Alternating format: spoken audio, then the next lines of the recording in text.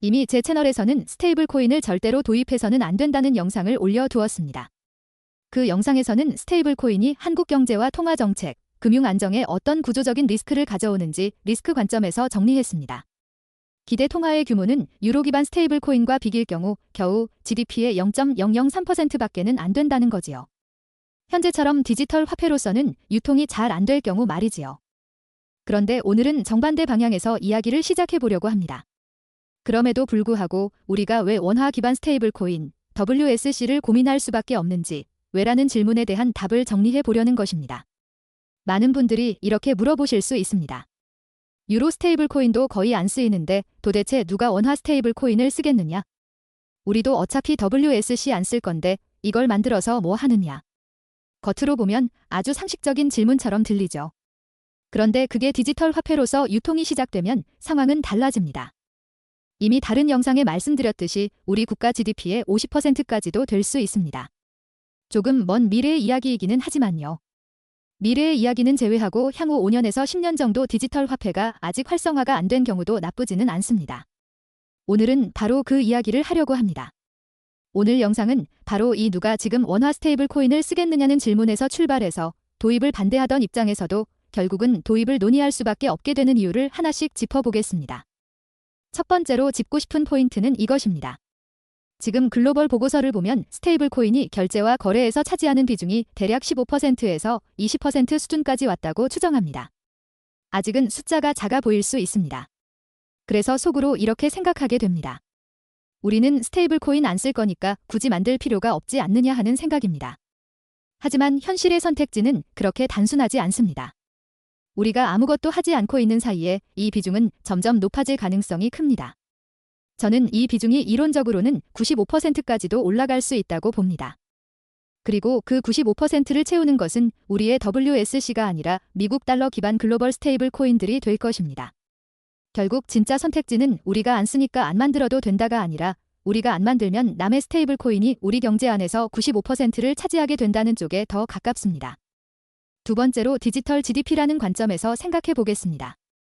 이제 경제활동의 상당 부분은 오프라인이 아니라 인터넷 위에서 디지털 플랫폼 안에서 벌어지고 있습니다. 콘텐츠와 게임, 소프트웨어, 각종 구독 서비스와 데이터 거래들이 점점 더 디지털 자산과 토큰을 매개로 이루어지고 있습니다. 이 디지털 경제 영역에서 우리가 디지털 화폐, 디지털 원화를 구현하지 못한다는 것은 그 영역에서 한국의 GDP가 사실상 비어있는 것과 비슷한 결과를 가져옵니다. 현실 세계에서는 원화 기준으로 세금도 걷고 임금도 지급하고 회계도 정리하지만 디지털 경제 안에서는 달러 기준, 글로벌 코인 기준으로만 부가가치가 쌓일 수 있습니다. 그렇게 되면 디지털 GDP라는 새로운 국면에서 한국이라는 이름이 점점 흐려질 위험이 생깁니다. 그 빈 공간은 그냥 비어있지 않습니다. 테더 같은 달러 스테이블 코인과 여러 글로벌 스테이블 코인들이 자연스럽게 그 자리를 채우게 됩니다. 세 번째 포인트는 AI 에이전트 경제입니다. 머지않아 AI 에이전트들이 스스로 상품을 사고 팔고 데이터를 사고 팔고 각종 온라인 서비스를 자동으로 결제하고 갱신하는 시대가 옵니다. 사람이 일일이 클릭하고 비밀번호를 치는 것이 아니라 에이전트끼리 알아서 계약을 맺고 결제를 처리하는 구조가 되는 것입니다. 이때 이 에이전트들이 사용할 결제 수단은 무엇일까요? 에이전트는 국적이나 감정, 애국심을 기준으로 화폐를 선택하지 않습니다. 가장 편하고 가장 유동성이 크고 가장 많은 플랫폼에서 바로 쓸 수 있는 토큰을 선택할 가능성이 매우 높습니다. 우리가 원화 기반 디지털 화폐를 제공하지 않으면 AI 에이전트들은 별 고민 없이 테더와 같은 달러 스테이블 코인을 기본값으로 사용하게 될 것입니다. 그냥 USDT 쓰게 두자, 그게 더 편하지 않느냐라고 생각할 수도 있습니다. 하지만 그 말은 디지털 경제와 AI 경제에서의 통화 주권과 부가가치를 처음부터 포기하겠다는 말과 크게 다르지 않습니다. 이제 유로 스테이블 코인 이야기를 정면으로 마주해 보겠습니다. 유로 스테이블 코인은 기축통화인 유로임에도 불구하고 유로존 GDP의 약 0.003% 수준밖에 안 됩니다. 기축통화도 아닌 원화 스테이블 코인은 상식적으로 생각하면 이보다 더 적게 쓰일 가능성이 큽니다. 그러면 이런 질문이 나옵니다. 기껏해야 0.003%밖에 안 될 시장을 위해 우리가 온갖 리스크를 감수하는 것이 과연 합리적인가라는 질문입니다. 이 질문은 매우 중요합니다. 저도 이 지점을 딜레마로 보고 있습니다. 그래서 선택지는 사실 두 가지뿐입니다. 정말 그 정도만 나올 것 같다면 할 필요가 없습니다.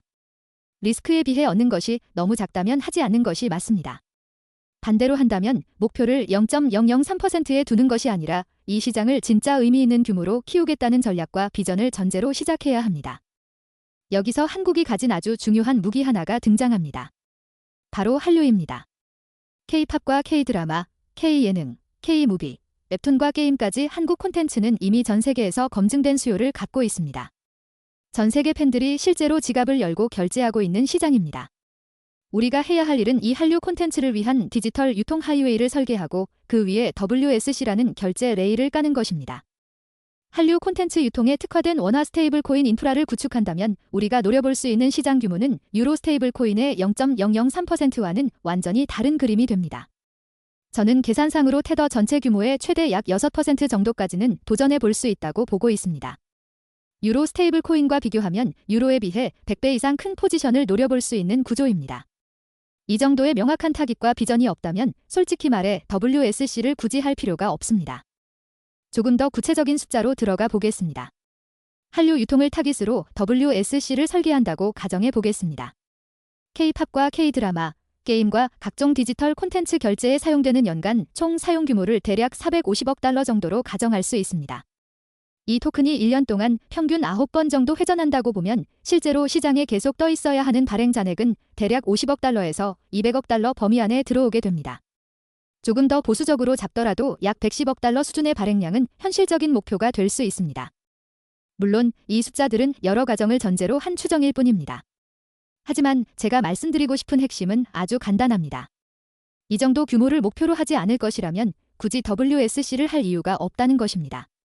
유로처럼 0.003% 수준만 보고 간다면 그 리스크를 감수해야 할 이유도 함께 사라집니다. 이제 정리를 해보겠습니다. 그냥 남들도 하니까 우리도 스테이블 코인 하나쯤 만들어 보자는 식이면 결과는 뻔합니다. 유로 스테이블 코인의 0.003%보다도 의미 없는 작은 숫자만 남게 될 가능성이 큽니다. 그럴 바에는 차라리 하지 않는 편이 나을 수도 있습니다. 반대로 한류라는 한국만의 유니크한 실물 수요 기반을 분명하게 타깃으로 삼고 디지털 GDP와 AI 에이전트 경제 속에서 원화 기반 결제와 정산 인프라를 구축하겠다는 목표를 분명히 한다면 그때 비로소 WSC는 해야만 하는 프로젝트가 됩니다. 그래서 저는 우리가 왜 WSC를 해야 하는가라는 질문에 대한 답이 지금처럼 정리될 수 있다고 생각합니다.